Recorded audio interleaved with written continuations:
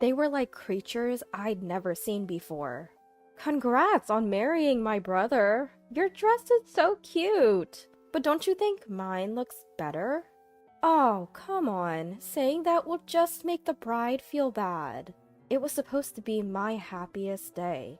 In the bridal dressing room, I was left speechless by my sister-in-law and mother-in-law, who made such comments with a sassy attitude. I was shocked, not only by their condescending tone, but also by sister-in-law's outrageous outfit. A dress so white, it could rival any bride's. Her plump thighs were visible through the silt, and she had fur wrapped around her off-shoulder design. Mother-in-law gazed at her daughter with such affection. My husband, on the other hand, looked at his family with cold eyes. I never imagined I'd face such blatant harassment on my wedding day. It was too much to process.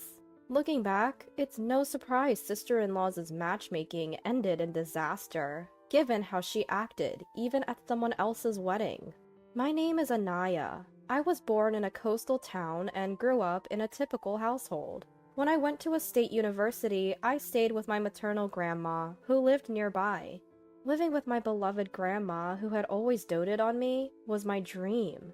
Her well-maintained old house was a mix of Western and ethnic styles with a nostalgic atmosphere.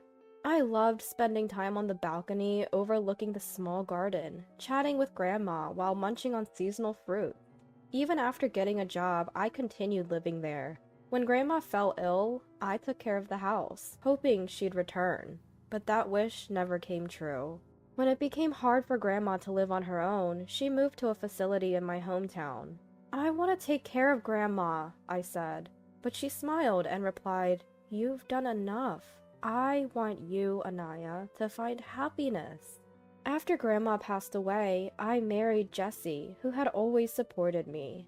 Now we live in the house filled with Grandma's memories, but our supposedly peaceful newlywed life is constantly disrupted by those two women. How did someone with such a plain face and skinny body like you manage to marry my brother? One day, I was asked by mother-in-law to prepare lunch for sister-in-law due to a neighborhood association meeting. Instead of gratitude, sister-in-law greeted me with sarcasm. I just wanted to go home, but if I did, they'd just show up at my place. "Ask your brother." Sister-in-law, seemingly satisfied with her own conclusion, said, "Well, maybe you two are a good match, since he's not that great either." She then gulped down the curry I made. I bet she thinks eating in tiny bites in front of men is the secret to being attractive.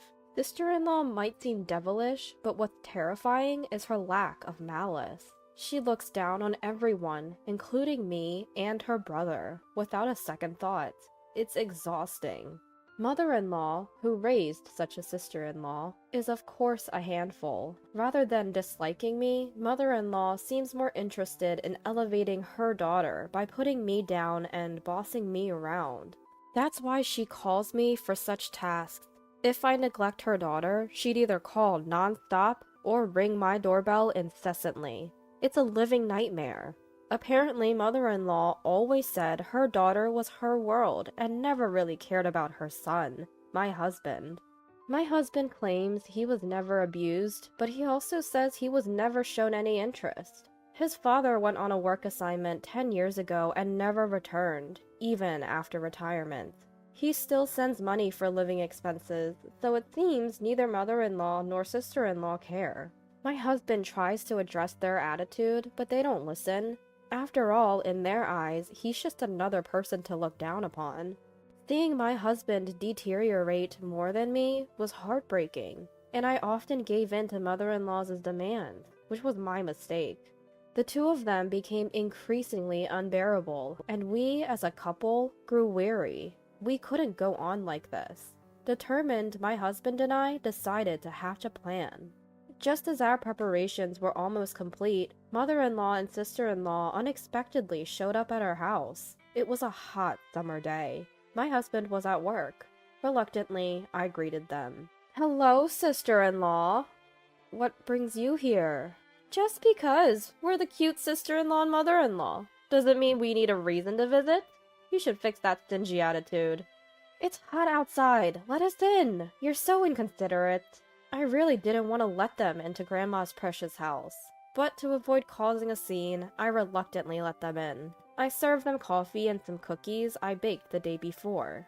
What, no cake? I'm sorry, you came unexpectedly. Well, it's okay. Your cooking is decent, even if it's a bit plain. That's true. We'll give you that. Surprisingly, sister-in-law and mother-in-law complimented me. It felt more creepy than pleasant. The house is old, but spacious. It's passable. Passable? To me, this house is perfect. Actually, Elle is getting married. Mother-in-law dropped the bombshell out of the blue. Wait, this self-centered sister-in-law? I was momentarily shocked, but her getting married wasn't that surprising. She often bragged about her curvy body and her straightforward approach with men. It seemed to work on naive men, or those looking for fun. So, with the guy you had an affair with? I recalled a man she once mentioned. It wasn't an affair, we just met in the wrong order. It's true love. But no, not him. The one who approached you recently? I just noticed his intense gaze and approached him first. But no, not him either. Who, then? Elle met him at a speed dating event. He's a wealthy man's son. Mother-in-law proudly announced. That's right, I'm having a shotgun wedding with a rich guy. Good for Elle. Unlike your brother, who married someone like you. She added that she's already pregnant, not forgetting to throw in a dig at me. The speed dating event was about 3 months ago. She probably charmed an unsuspecting man. I feel sorry for him and his family. Did you break up with the other guys? Not yet. They all love me so much, I can't bear to tell them. It's inevitable. Elle is just so lovable. But what really satisfies Elle is money. I had a hunch, but still, I wonder if the child is really from that wealthy man. We want to use this house for our pre-wedding family introduction. Their ulterior motive became clear. I was so repulsed that I blurted out my response. No way! They glared at me, and to avoid a scene, I quickly tried to smooth things over. I didn't want to cause a scene, so I quickly tried to find the right words. I think the groom's family would prefer to see their future daughter-in-law's actual home. But our place is a bit messy, and it's a small apartment. Then clean it up, and stop smoking inside. But won't they find it strange if they're invited to the bride's brother's house? When I voiced my concern, sister-in-law said, "You're not getting it. We'll just say this is Elle's family home. What if they find out the truth? As long as you and your husband keep quiet, it'll be fine. You're getting married. Pretending just for the introduction won't solve anything. Once we're married, he's mine. Plus, I'm pregnant. It's not that simple." You're so sweet to worry. Why not just make this house truly belong to Mom and Dad? Sister-in-law's outrageous suggestions left me speechless. Oh, Elle, what a great idea. This house is old, but we'll take it. This is my grandma's house. It's not just my decision. Don't you know? Once you're married, everything belongs to the husband's family. I've never heard of such a rule. Well, learn it now. What's yours is ours. So, next Sunday, we'll bring the fiancé and his family. Oh, and prepare a lavish and cute meal. Of course, we'll say Elle made it, and change the curtains to match Elle's taste. We're counting on you, sister-in-law. They left after imposing their desires and conveniences on me. All that remained was my seething anger and a pile of dirty dishes. I'm sorry. We won't let them use it. That night, my husband, after hearing the report, apologized with a heavy heart. Of course not. But even if we refuse, they'll just barge in. So, maybe we should move up our plan. I could tolerate the harassment directed at me, but I couldn't stand them disrespecting Grandma's house. We'll get back at them for all the bullying, so brace yourself. The next day, I made several phone calls. Despite the sudden change of plans, everyone was accommodating. I was truly grateful. Once everything was set, I called Mother-in-law. Mother-in-law, I want to ensure Elle's wedding is a success. Can we have a bit more time? We're thinking of remodeling to make it suitable for the couple.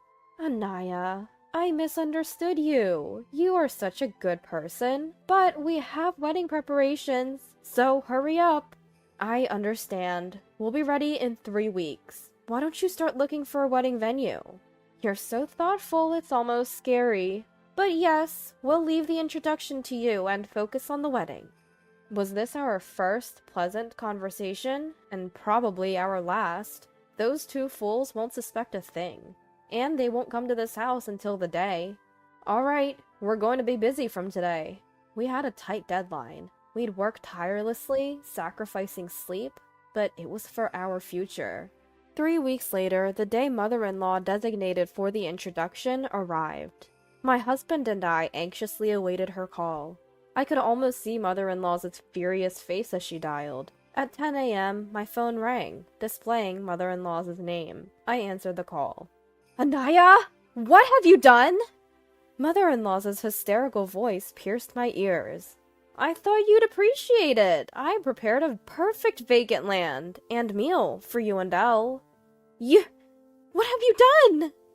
She was probably hurling insults at me, but they weren't coherent. The place she took her fiancé's family to, claiming it was her home, was no longer Grandma's house. I had prepared a new home and meal for them, but it seems they weren't pleased. Mother-in-law's words were still incomprehensible. She probably wanted me to explain the situation to the other party. I'll do just that. I'm sorry if I upset you. Can you put me on speaker so the groom's mother can hear? I apologized to mother-in-law in the most submissive tone I could muster. The shouting stopped, and a refined voice of a woman came on. Are you Aaron's mother? It seems there's been a misunderstanding. Oh, not Aaron? My apologies. So, Aaron finally left his wife for Elle. Or is it Ivan? Phil! No. I listed all the men sister-in-law had been involved with. Anaya, stop it! With mother-in-law's loudest scream yet, the call ended. They were probably in the middle of a huge argument. Ugh, that felt good. Anaya? My husband, who had listened to the entire conversation, looked at me apologetically. I'm sorry for making you do that. I should have handled it. No, remember? I said I wanted to get back at them. One last time. For Grandma's cherished house? Come on, I've explained this. Grandma wanted me to be happy. I love that house, but you're more important to me than it. My mother, Grandma's heir, had planned to demolish the house, and it turned into vacant land. It wasn't earthquake resistant, and maintaining an old house is tough. I had insisting on living there because I loved it. But after marrying my husband and dealing with mother-in-law and sister-in-law, I changed my mind. I didn't want them to tarnish that house, but I didn't want to leave my husband either. So I wanted to say goodbye to Grandma's house, with fond memories. That's why I asked my husband to find a new job, and we prepared to move back to my hometown. We just sped up our plans. I had Grandma's house demolished and built a small doghouse in the middle of the vacant land, with a tag reading L. It was styled like a log cabin, which went slightly over our budget. I filled a small dish with the most expensive dog food from the pet store. Everything was ready. Grandma liked you. She wouldn't want us to break up because of that house. Anaya, I promise I won't waste the chance you've given me. My husband looked at me earnestly. I made this decision because I believed in him. 1.5 years has passed since then. After moving to my hometown, my husband, initially bewildered by the rough-around-the-edges fishermen in the neighborhood, is now even more beloved by them than I am. The coastal town's breeze and the seafood-rich dishes seem to suit him. The once pale complexion he had is now gone. Watching him joyfully devour grilled salmon for dinner fills me with contentment. Did you get any emails today? No, nothing recently. They're probably too busy. We haven't been in touch with my mother-in-law and sister-in-law since that incident. My husband's phone is the only lifeline to them. We heard about the doghouse fiasco from a neighbor who was close to Grandma. The house my mother-in-law and sister-in-law showed to Grandma was demolished, leaving only a lone doghouse. From a dog food dish, there was a luxurious scent of foie gras. The two were in a frenzy, repeatedly claiming it was harassment from the brother's wife. After getting a hint over the phone about sister-in-law's questionable taste in men, the fiancé's family confronted them. Panicking, the two couldn't give a straight answer. Later, the fiancé's parents hired a detective to investigate sister-in-law's behavior. Of course, they found nothing but lies and men. This led to a DNA test for the unborn child, revealing it wasn't the wealthy man's. The engagement was naturally called off. The baby's father turned out to be a man sister-in-law had pursued. He was apparently smitten with sister-in-law, delighted to have a child with her, and fortunately, they got married. However, the man's mother was a stubborn woman who adored her son. She was furious that her precious son was taken by an older woman with no morals, and demanded they live together. On the other hand, mother-in-law, upset about her daughter being taken, rented an apartment near the newlyweds, and seemed to be in daily battles with the man's mother. Sister-in-law, who had planned to marry rich and live a luxurious life, now seems exhausted from being bullied by her mother-in-law and handling household chores and childcare. But there's a silver lining. Sister-in-law's husband adores the baby. So, it's safe to say it's all on them. My husband's phone rings. Oh, it's an invitation for drinks from my father-in-law. Your dad is really fond of you, isn't he? I enjoy his stories, and my mother-in-law always prepares my favorite dishes. I realize now my own mother never asked about my favorites. This is what family feels like, my husband murmured. Don't worry, you'll be the kind of parent who knows all their child's favorites. Saying this, I gently rubbed my swelling belly, and he smiled warmly. I feel like we can achieve that in this home. He gazed at the caramel-colored beam on the ceiling. It's a magnificent beam we got when we demolished Grandma's house, incorporated into our newly built home as a memento of beloved Grandma. It was my husband who suggested preserving the beam when all I could think of was tearing everything down. That's why I chose a future with him. Let's make this a wonderful home, as beautiful as Grandma's. Yes, absolutely. In the quiet coastal town where you can hear the waves, stands our small house. This is where we'll build our happiness.